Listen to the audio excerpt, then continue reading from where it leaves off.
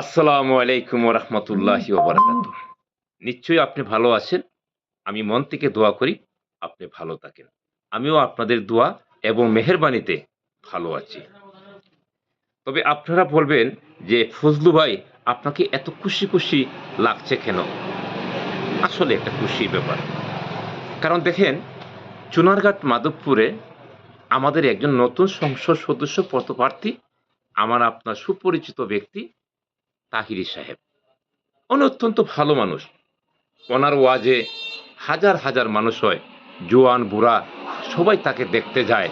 ওনার যে এশকে জিকির উনার জন্য আলহামদুলিল্লাহ আমিও যাই।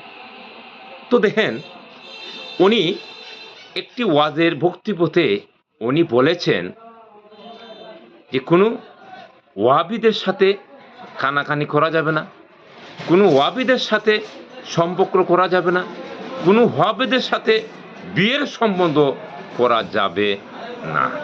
ওই ফেসটা কিন্তু মাগার এই জায়গাতে লাগিয়ে গেছে। ফেসটা কেন এই জায়গাতে লাগছে? আচ্ছা তাহিরি সাহেব, আপনি তো চুনারঘাট মাধবপুরের একজন সংসদ সদস্য এবং মোমবাতি নিয়ে আপনি নির্বাচন করার জন্য আপনি প্রার্থী হয়েছেন। আপনাকে সুস্বাগত।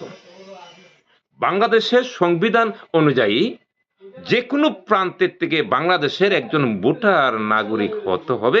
সেই নাগরিক যে কোনো আসন থেকে নির্বাচন করার এখতিয়ার তার আছে।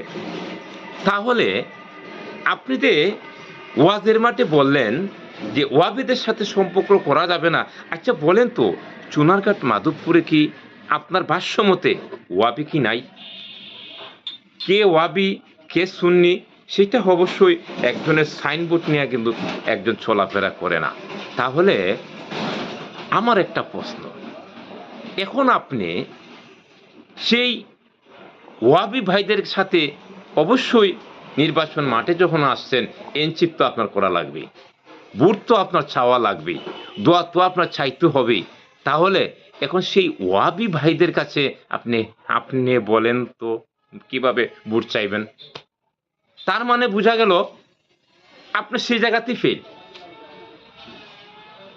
আপনি সেই জায়গাতেই আপনি ডিসকোয়ালিফাই।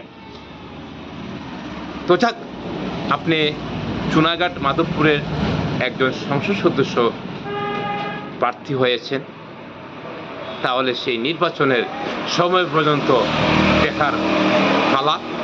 আমরা সেই দীর্ঘ প্রত্যাশা নিয়ে বসে আসলাম। দেখা যাক আপনার সেই অবস্থান কোথায় গিয়ে দাঁড়ায়, আর আপনার সেই ওয়াহাবি ভাইরা আপনাকে কতটুক ভাবে মূল্যায়ন করে। সেই পর্যন্ত ভালো থাকবেন, সুস্থ থাকবেন। আসসালামু আলাইকুম।